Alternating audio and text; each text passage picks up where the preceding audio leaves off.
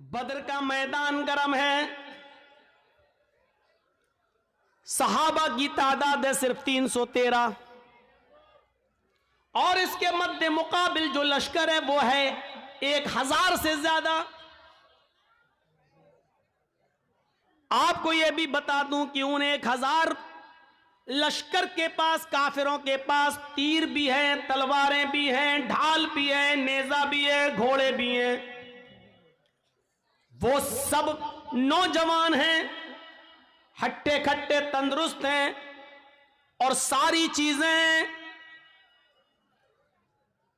आलाते herb, जंग का हर सामान है उनके पास। और उनके मुकाबले में कितने हैं? 313। और ये 313 कौन है? जवान, बूढ़े और कुछ बच्चे जब मिलाए गए और इनकी गिनती तब जाकर होती है 313। और इन 313 लोगों के पास, इन 313 सहाबा के पास सिर्फ 2 घोड़े हैं। आलाते हर्ब का हाल यह है कि किसी के पास तीर है लेकिन छोड़ने के लिए कमान नहीं है, किसी के पास कमान है लेकिन छोड़ने के लिए तीर नहीं है, किसी के पास तलवार है लेकिन काफिरों के हमले से बचने के लिए ढाल नहीं है।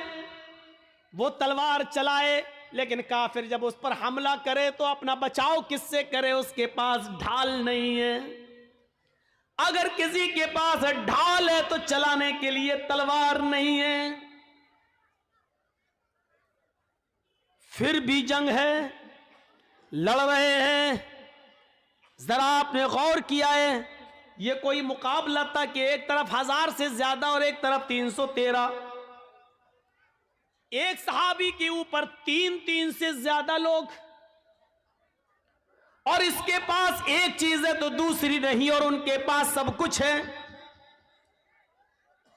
कौन सी चीज है जो इन 313 सहाबा को उनके सामने लाकर खड़ा कर रही है और उनसे लड़ने पर मजबूर कर रही है? यह कौन सी चीज है? बताने की जरूरत नहीं, यह वही ईमान है। यह उसी ईमान की ताकत है। और ऐसी कंडीशन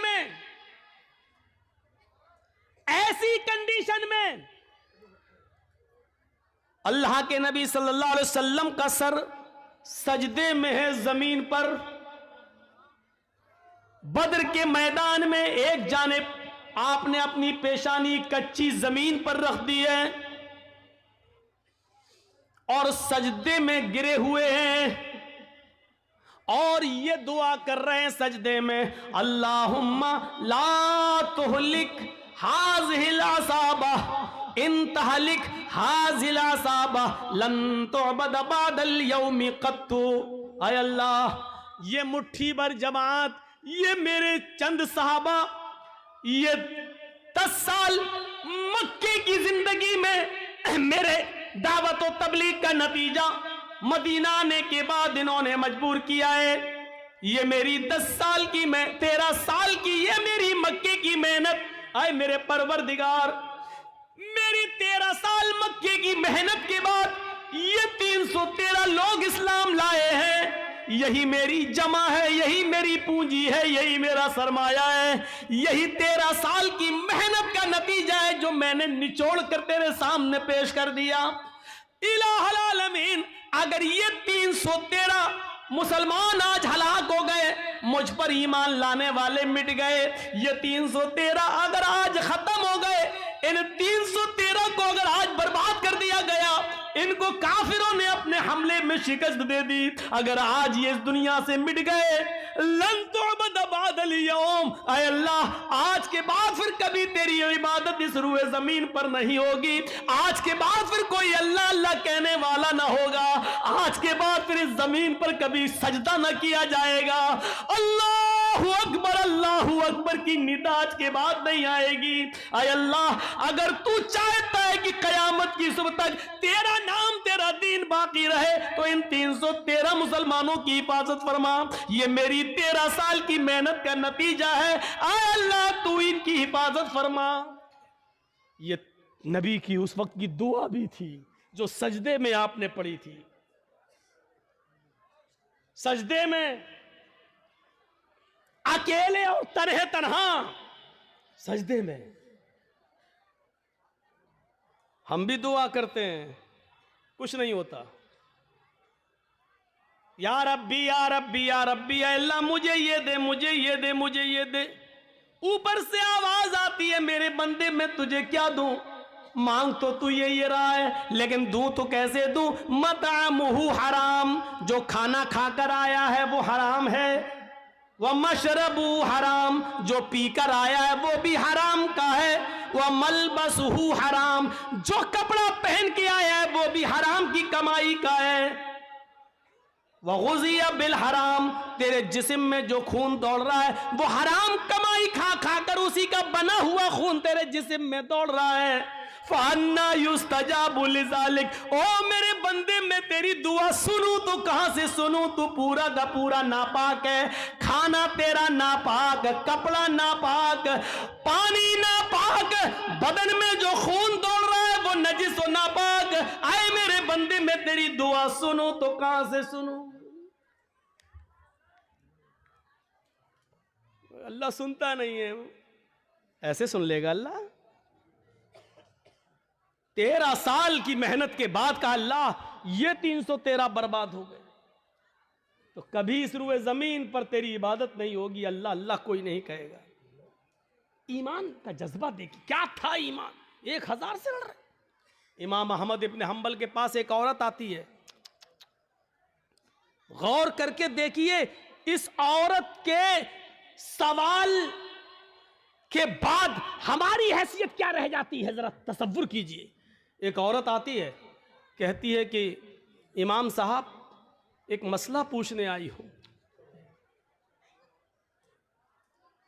कहा क्या मसला पूछती? कहा मैं चरखा चलाती हूं। चरखा जानते हैं ना, महात्मा गांधी वाला चरखा मालूम है ना? हम लोगों के यहाँ तो आज भी लगे हुए हैं कहीं कहीं। जो लोग हैंडलूम हाथ से कपड़ा बनाते हैं वहाँ चरखे भी हैं, हाथ से फिरता है, सूत काटते। तो क्या कहती है इमाम अहमद इब्न हंबल से वो औरत कि इमाम साहब मैं चरखा चलाती हूँ और दूसरे लोगों का सूत मजदूरी पर काटती हूँ और उनसे मजदूरी लेती हूँ। कभी कभी मैं रात में भी चरखा चलाती हूँ। जब मेरे पास तेल होता है। इस औरत के सवाल के बाद हमारी हैसियत क्या रह जाती है? सुने हमारी माँ बहनें, औरतें ऐसी भी गुजरी हैं। सिर्फ लाइट मारने वाली औरतें हर वक्त नहीं होती हैं। सुने इमाम साहब, मैं कभी कभी रात में भी चरखा चलाती हूं। जब मेरे पास चिराग जलाने के लिए तेल होता है तो मैं चिराग जलाकर उसकी रोशनी में चरखा चलाती हूं, सूत काटती हूं। इमाम अहमद इब्न हंबल फरमाते हैं अल्लाह तुम्हारी रोजी में बरकत दे, रिस्क में बरकत दे। कहा इमाम साहब कभी कभी चिराग में तेल नहीं होता हमारे पास, लेकिन हमारे पड़ोस में खुला हुआ आंगन है, हमारे पड़ोसी का खुला हुआ आंगन है। कभी कभी उस आंगन में रोज चिराग जलता है, वो मेरे पड़ोसी का चिराग है, लेकिन वो अपने घर में अपने आंगन में चलाता है और उस आंगन में उस चिराग की रोशनी कभी कभी मेरे घर पे आती है। अगर मैं उस रोशनी में चिराग जला सूत फिरा लूं, उस पड़ोसी की रोशनी में अगर मैं सूत फिराऊं, चरखा चलाऊं, तो पड़ोस की रोशनी से जो सूत में फिराऊं और उसकी कीमत में मैं अपने मालिक से लूं तो ये कीमत मेरे लिए हलाल होगी या हराम होगी? क्या मैं उस रोशनी में जो चरखा चलाकर जो पैसा कमाऊं वो मेरे लिए जायज होगा या नाजायज होगा? तसव्वुर करो इमाम अहमद इब्न हंबल कश खा के चक्कर खा के गिर जाते हैं कि इस दुनिया में इस दौर में ऐसी औरतें भी मौजूद हैं जो तकवे का ऐसा मायार अपने अंदर पैदा की हुई हैं, ऐसा मायार अपने अंदर पैदा की हुई हैं। इस तकवे की रोशनी में जरा तसव्वुर करो हम कहाँ हैं, हमारी रोजी क्या है, हमारा माल क्या है, हमारी इनकम क्या है, हमारी इनकम आ कहाँ से रही है। इस औरत के सवाल के बाद हम तसव्वुर करें कि हम कहाँ खड़े हैं। फिर कहते हैं कि ये हमें परेशान कर रहा, वो हमें परेशान कर रहा, फला का अज़ाब। कुछ नहीं, हमारे आमाल हमें परेशान कर रहे हैं, हमारे करतूत हमें परेशान कर रहे हैं, हमारी बदअमली हमें परेशान कर रही है। अहमद इब्न हंबल रहमतुल्लाह अलैह ने कोई जवाब नहीं दिया, सिर्फ इतना कहा, अय अल्लाह की बंदी, अगर तुम्हें लगता है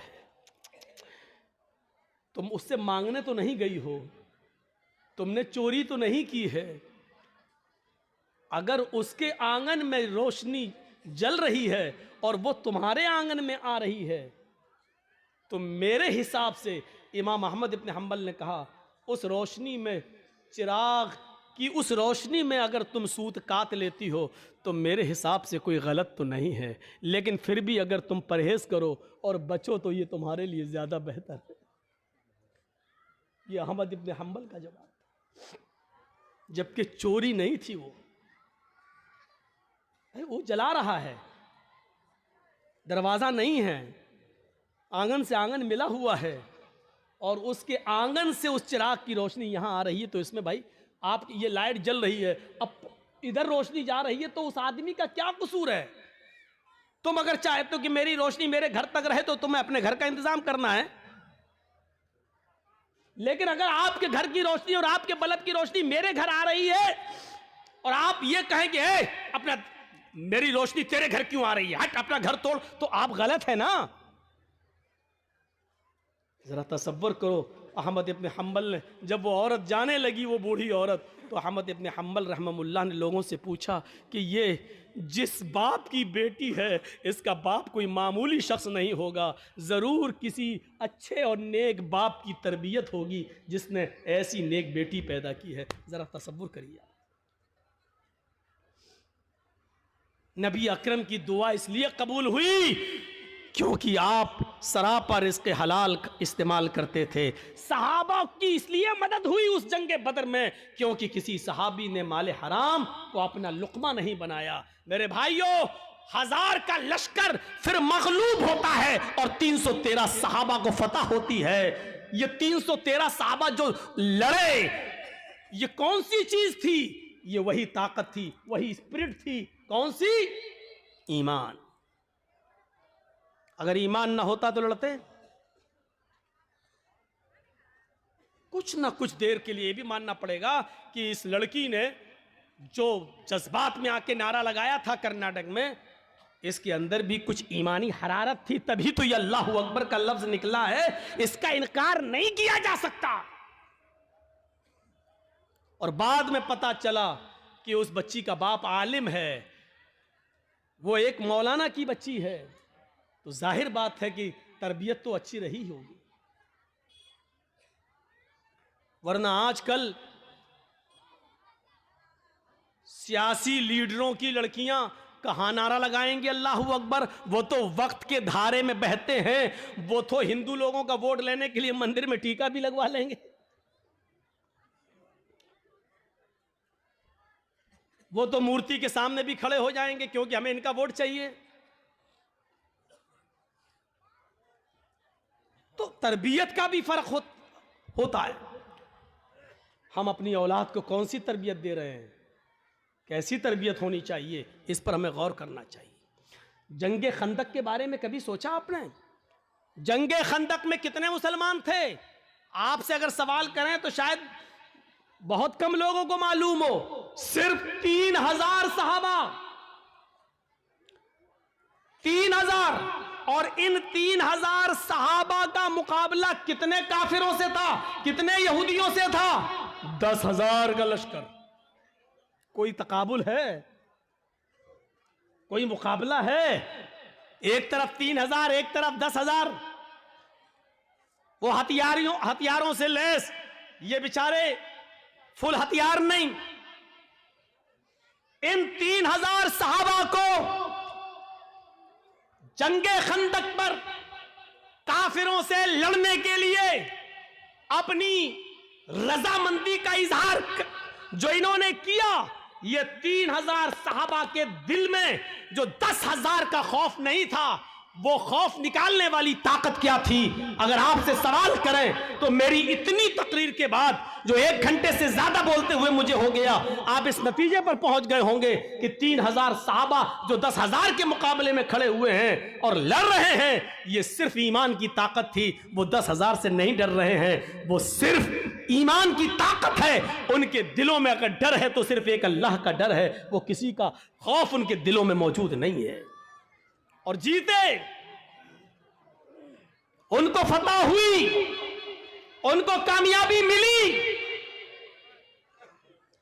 हम ये सारी चीजें भूल जाते हैं, हमें इस बात का एहसास नहीं होता है।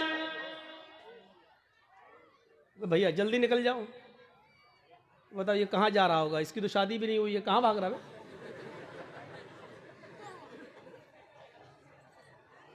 और वो देखो, वो चाचा उठ के जा रहे हैं।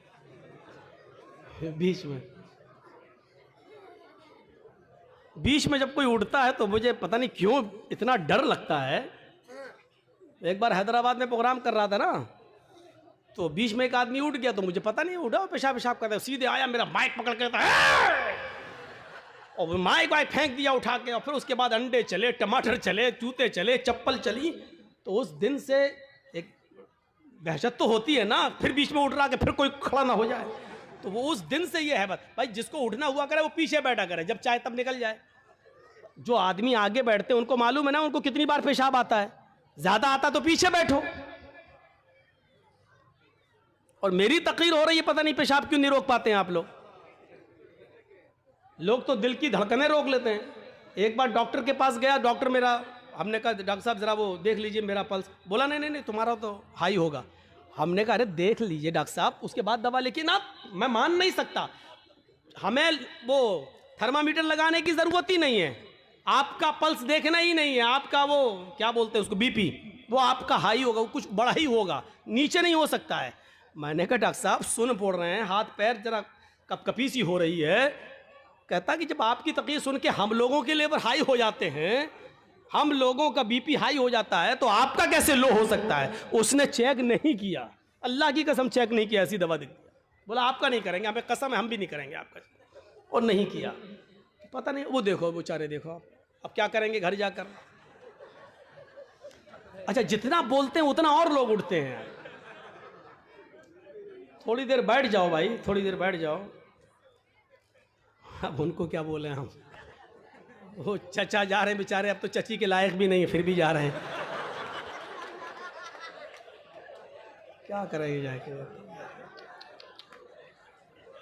अच्छा चलिए, अब आप लोग जाग गए हैं, थोड़ी बहुत नींद आ रही होगी, उसका गलबा खत्म हो गया है। सुनिए, तो अब आप अंदाजा लगाइए, वो खंदक 10,000 का मुकाबला 3,000 और जीत गए। क्या चीज थी? वही अल्लाह का खौफ, वही अल्लाह का डर। जैसे एक पुलिस वाले में ये ताकत होती कि वो अकेला नहीं, सरकार की ताकत है उसके पास, ऐसे ही जो पक्का सच्चा मोमिन है वो डरता नहीं है, अल्लाह की ताकत है उसके पास, ईमान है उसके पास, ईमान की ताकत है उसके पास, उसको खौफ नहीं होता है, वो लड़ता है, आमादा हो जाता है। ये वाकया सुना सुनाया है, लेकिन फिर भी आपको सुना देता हूं। सुमैया रजी अल्लाह ताला अन्हा का क्या मैटर था? अबू जहल के सामने खड़ी है, तबकात के अल्फाज है, इब्ने साद ने नकल किया है कि उसने सुमैया के कपड़े तक फाड़ दिए, फिर भी कहती है नहीं अल्लाह एक है। अबू जहल ने नेजा लिया, नेजा, तबकात के अल्फाज, वो नेजा उसकी शर्मगाह में दाखिल कर दिया। सुनना बहुत आसान है, लेकिन एक हल्की सी खरोंच हम बर्दाश्त नहीं कर सकते हैं, उसकी तो शर्मगाह में नेजा, इधर से डाला उस तरफ निकाल दिया, और हाथ पीछे से बंधे हो, वो नेजा पकड़ के निकाल भी नहीं सकती हो, और ऐसी कंडीशन में भी देखिए ईमान की ताकत क्या, वो ये नहीं कह रही अल्लाह मेरी हिफाजत फरमा, अल्लाह मुझे बचा ले इस दुश्मन से, ये नहीं कह रही है। उसकी जबान से जो जुमले निकलते हैं वो जुमले ये, या रब्बी सब्बित क़दमी अला दीनिक, ऐ अल्लाह इसकी दी हुई सजाओं पर मेरे कदमों को साबित रखना, मेरे ईमान पर, कहीं इसकी सजाएं मुझसे मेरा ईमान न छीन ले। जान जा रही जाए, रूह निकलती निकल जाए, लेकिन ईमान, मेरी आखिरी हालत में ईमान ना निकल जाए। कहीं ऐसा ना हो कि इसकी दी हुई तकलीफें मैं झुक जाऊं और इसकी बात मान लूं और ईमान से हाथ धो बैठूं, ऐसा ना हो कहीं। सब्बित क़दमी अला दीनिक, ऐ अल्लाह अपने दीन पर, अपने इस ईमान पर मेरे दिल को साबित कदम रखना, मेरे कदम को साबित रखना, मैं बहकने ना पाऊं, ईमान मुझसे न छीन लिया जाए। ये दुआ उसके मुंह से निकलती है? हम लोग तो जलसा खत्म होने के बाद कहते हैं अल्लाह जब तक जिंदा रखना ईमान पर, इस्लाम पर रखना, और जब खात्मा हो तो ईमान पर हमारा खात्मा फरमाना। हो गई तकरीर, खत्म, जाओ। अब 1 साल के बाद जब जर्जी साहब आएंगे तब तक आप इस्लाम पे अमल करेंगे, कोई मर गया तो वो ईमान पर उसका खात्मा हुआ है। हमने सब कुछ दुआओं को ही समझ लिया है। सहाबा किराम सब कुछ करने के बाद दुआ करते थे। अल्लाह के रसूल पहले अल्लाह पर भरोसा किए, 313 लोगों को निकाल के लाए। 313 सहाबा ने अपनी जिंदगी अपनी हथेली पर रख ली, सर पे कफन बांध लिया कि अब घर लौट के नहीं जाना है। 1000 का लश्कर सामने, अब अल्लाह के नबी दुआ कर रहे कि अल्लाह अगर ये 313 मिट गए तो कभी जिंदगी में तेरा नाम लेने वाला कोई नहीं होगा। अब ये तू सोच ले, ऐ मेरे परवरदिगार, इनको जिंदा रखना है या नहीं। अगर तुझे अपनी इबादत बाकी रखना है तो हमारी हिफाजत फरमा, अगर अपनी इबादत बाकी नहीं रखना है तो हम मरते हैं मर जाएं, कोई परवाह नहीं। मेरे भाइयों तसव्वुर करो, हमने क्या किया अपने आप को, बस हराम खाते जा रहे हैं कि अल्लाह हमें हराम खाने से बचा ले। सारी बुराइयां, हम शराब पीते जा रहे हैं, फिर कह अल्लाह हमें शराब की लत लग गई, अल्लाह हमें शराब से बचा ले। अल्लाह के बंदे पहले सब कुछ छोड़ फिर दुआ कर। अल्लाह के बंदे पहले हराम छोड़ और हलाल खा और उसके बाद दुआ कर के अल्लाह मुझे अब जो हलाल खाया है इसी पर कायम रखना। अल्लाह हराम का लुक्मा मेरे हलक के नीचे ना उतरने पाए। अब दुआ करो, हराम खाते जाओ और दुआ करो अल्लाह हराम से बचा ले। शराब पीते रहो और दुआ करो अल्लाह शराब से बचा ले। बेपर्दगी के साथ हमारी माँ बहन बेटियां निकलती रहो, दुआ करे अल्लाह हमें पर्दा करने की तौफीक अता फरमा। जिंदगी में नहीं मिलेगी ऐसी तौफीक। इन्नल्लाह ला युगय्यिरु मा बिक़ौमिन हत्ता युगय्यिरु मा बिअनफुसिहिम। अल्लाह किसी कौम की हालत उस वक्त तक नहीं बदलता जब तक कि कोई कौम अपनी हालत को खुद बदलने की फिक्र नहीं करती है। पहले हमें चेंज होना पड़ेगा, पहले हमें बदलना पड़ेगा। पहले जमाने की औरतें अगर अपने बच्चों को बद्दुआ भी देती थी तो उसमें भी दुआ निकलती थी।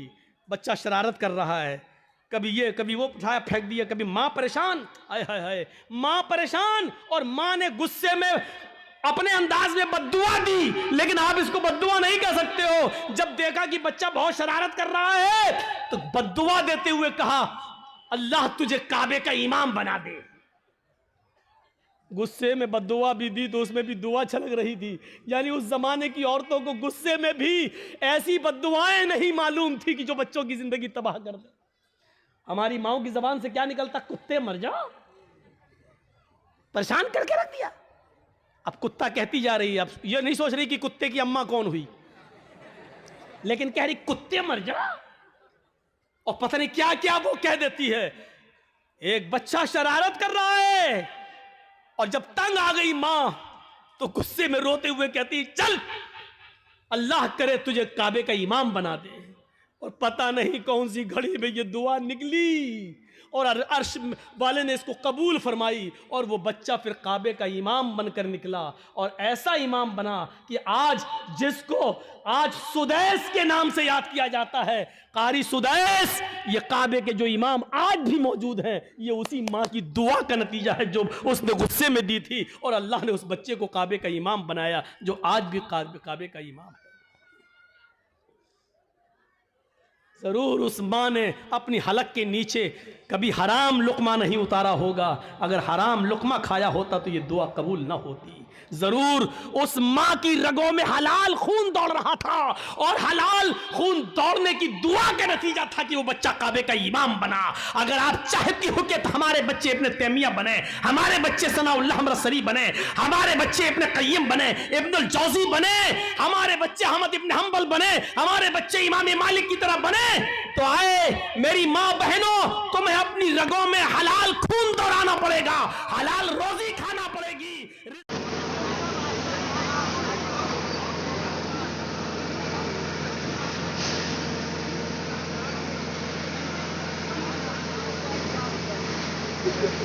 अव्वल क्यों?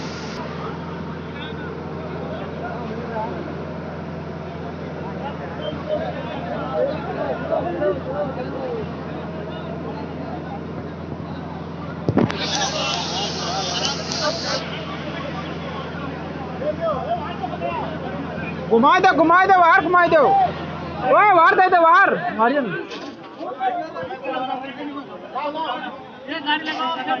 उधर लाइन में दे दो भाई, उधर लाइन, उधर घुमा दो, उधर वो साइड में दो, सबको भी।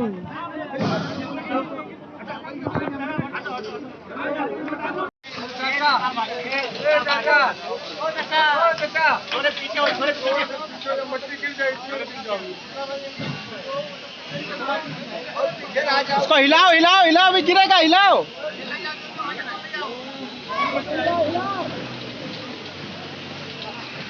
उसको हिलाओ हिलाओ। अरे भाई हिलाते भी गिरता।